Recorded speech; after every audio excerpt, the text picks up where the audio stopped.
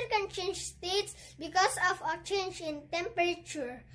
All matter can undergo physical change and chemical change. Physical change is a change in form of a substance without having a change in its identity.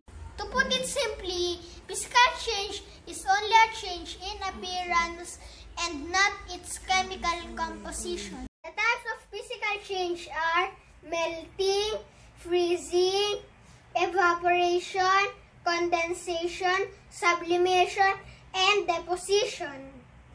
Melting is the process of liquefying of solid due to heat. Look at the examples I have here. I have here a small chunk of butter and a cup of ice cream that has already melted, as they are taken out of the ref for quite some time. Freezing is a process through which a substance changes from a liquid to solid. I'm gonna make ice cubes out of this water.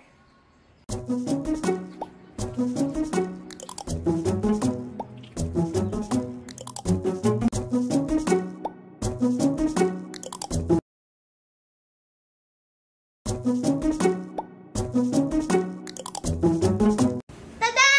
See how the water turned into hard, solid ice cubes? Today I'm gonna make frozen pops out of my favorite chocolate drink.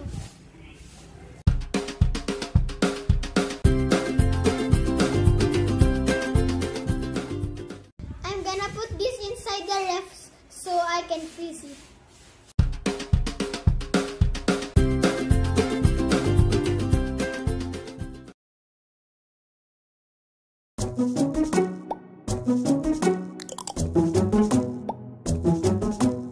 These are now frozen and ready to eat.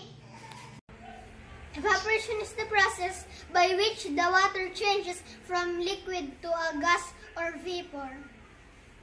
The heat causes the water to boil and produce steam.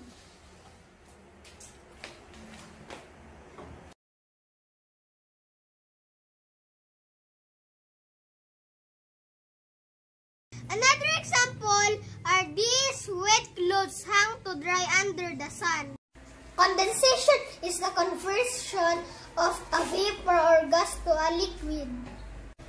An example is these droplets of water on the surface of this tumbler and this steamy mirror. Sublimation is the process of turning solid into gas. Examples are dry ice that sublimes and this bathroom deodorizer. Deposition is the process of turning gas into solid. Examples are the formation of snow from vapor and the making of dry ice using carbon dioxide. Chemical change is a change in the identity or chemical makeup of a substance. It involves a rearrangement of the way atoms are bonded.